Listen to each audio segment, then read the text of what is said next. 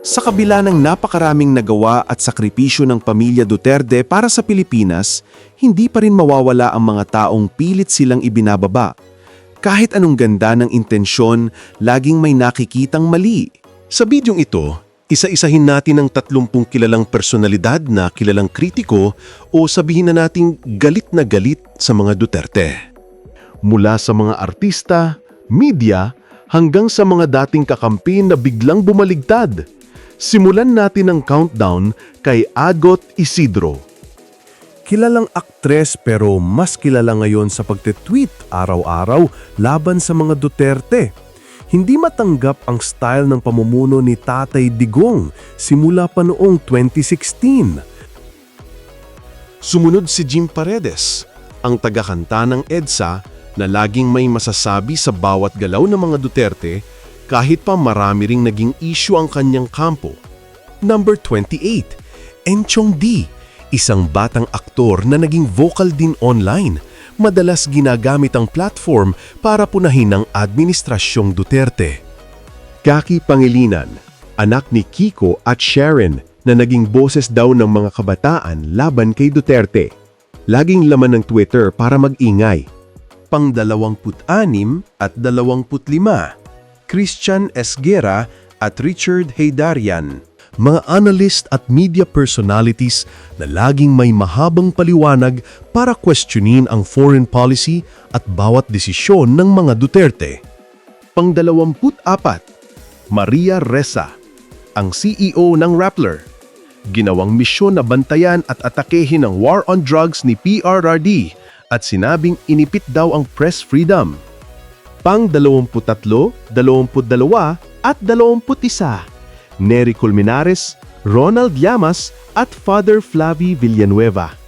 Mula sa mga aktivista hanggang sa pari, itong tatlong ito ang laging nasa unahan ng mga human rights protests laban sa war on drugs at mga pulisiya ni Tatay Digong.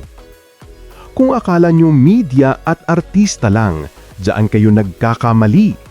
Ngayon, papasok tayo sa mga nasa pwesto at mga dating kakampi na biglang naging kritiko. Number 20 at 19, Commodore J. Tariela ng Coast Guard at Gen. Nicolas Torre ng PNP. Mga opisyal na may mga naging pahayag at aksyon kamakailan na tila bumabangga sa mga nakasanayang pulisya at balwarte ng mga Duterte lalo na sa Davao. Number 18 at 17, Claire Castro at mismong DOJ Sec Jesus Crispin Remulla. Mga legal minds na laging may kontra-opinyon. Lalo na si Secretary Remulla na nakakabangga ngayon ng mga Duterte sa issue ng ICC at patakaran sa hustisya. Number 16, 15 at 14, Raul Manuel, Franz Castro at Rene Co, ang Makabayan Bloc at student leaders. Wala nang ginawa kundi questionin ang confidential funds ni VP Sara at pilit siyang idinadawit sa kung ano-anong issue. Number 13, Terry Ridon.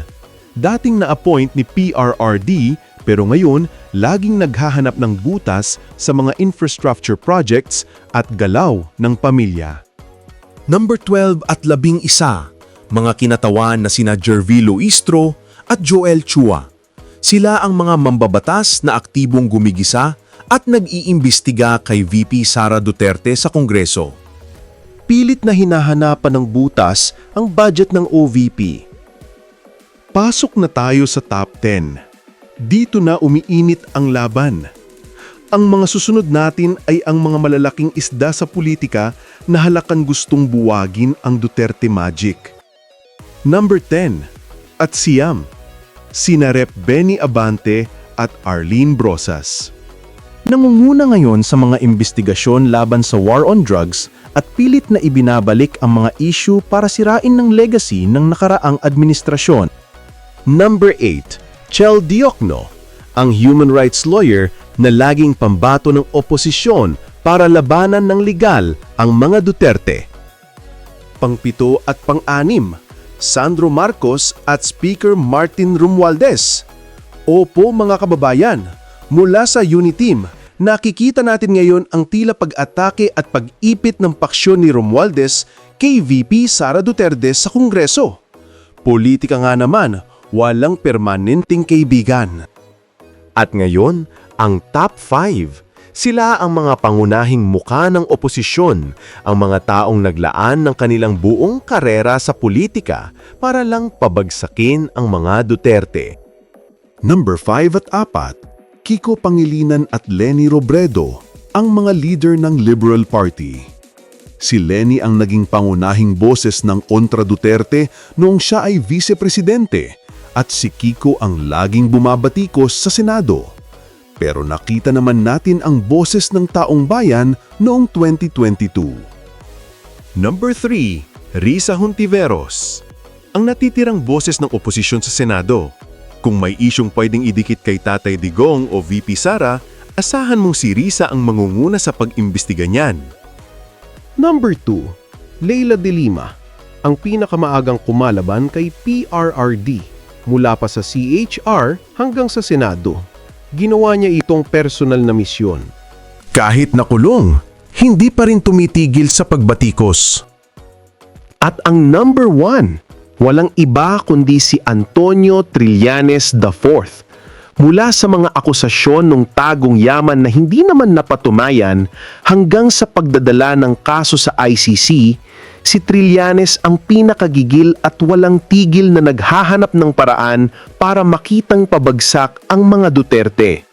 Kahit ano pang gawin ng 30 personalidad na ito, nakikita ng taong bayan kung sino ang totoong nagtatrabaho at may malasakit sa Pilipinas. Ang mga Duterte ay patuloy na sinusuportahan dahil sa kanilang totoong aksyon at hindi puro salita. Kayo, mga kababayan, ano ang reaksyon nyo sa listahang ito? May naiisip pa ba kayong ibang kritiko na dapat nakasama sa listahan natin? I-comment nyo na sa ibaba at pag-usapan natin.